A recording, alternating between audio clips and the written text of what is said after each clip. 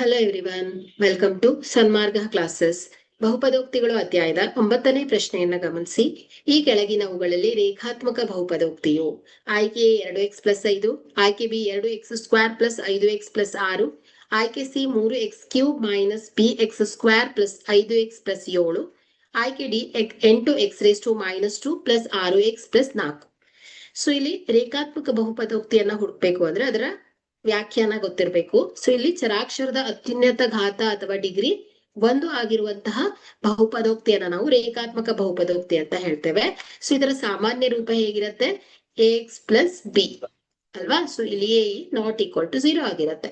So ಇಲ್ಲಿ ಆಯ್ಕೆಯನ್ನ ಗಮನಿಸಿದ್ರೆ so 2x+5. So ಇದರ ಮಹತ್ತರ ಘಾತ ಏನಿದೆ? 1 ಇದೆ. ಚರಾಕ್ಷರದ ಮಹತ್ತರ ಘಾತ 1 ಇದೆ. ಸೊ ಆದ್ರಿಂದ ಇದು ಏನಾಗುತ್ತೆ? ರೇಖಾತ್ಮಕ ಬಹುಪದೋಕ್ತಿ ಆಗತ್ತೆ. ಸೊ ಬಿ ಆಯ್ಕೆ ತಪ್ಪು, ಯಾಕಂದ್ರೆ ಎಕ್ಸ್ ಚರಾಕ್ಷರದ ಘಾತ 2 ಇದೆ. ಸೊ ಸಿ ಆಯ್ಕೆ ತಪ್ಪು, ಯಾಕಂದ್ರೆ ಚರಾಕ್ಷರದ ಮಹತ್ತರ ಘಾತ 3 ಇದೆ. ಸೊ ಇಲ್ಲಿ ಡಿ ಆಯ್ಕೆ ಕೂಡ ತಪ್ಪು, ಚರಾಕ್ಷರದ ಮಹತ್ತರ ಘಾತ -2 ಋಣಾತ್ಮಕವಾಗಿರೋದ್ರಿಂದ ಸೊ ಇದೇನಾಗುತ್ತೆ? ಬಹುಪದೋಕ್ತಿಯ ಘಾತವು ಯಾವಾಗ್ಲೂ ಪೂರ್ಣಾಂಕ ಆಗಿರ್ಬೇಕು. ಸೊ ಆದ್ರಿಂದ ಇದು ಬಹುಪದೋಕ್ತಿ ಆಗೋದಿಲ್ಲ. ಹಾಗಾದ್ರೆ ಕೊಟ್ಟಿರುವಂತ ಆಯ್ಕೆಯಲ್ಲಿ ರೇಖಾತ್ಮಕ ಬಹುಪದೋಕ್ತಿ 2x+5 ಅಂದ್ರೆ ಎ ಆಯ್ಕೆ ಸರಿಯಾಗಿದೆ. Thank you.